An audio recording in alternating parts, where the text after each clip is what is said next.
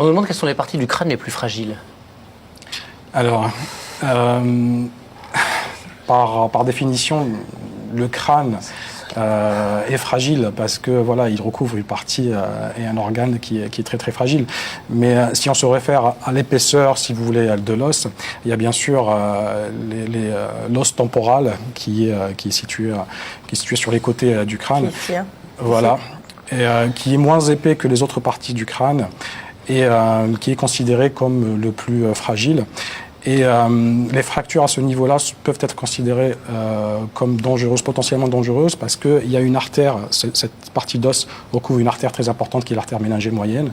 Et quand il y a une fracture à ce niveau-là, ça entraîne une blessure de cette artère et ça conduit à ce qu'on a vu tout à l'heure, l'hématome extradural, qui implique souvent une chirurgie de drainage qui doit se faire en urgence.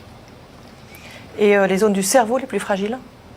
Alors là aussi, tout est important dans le cerveau. Les zones les plus fonctionnelles sont réparties sur toute la surface, si vous voulez, du cerveau.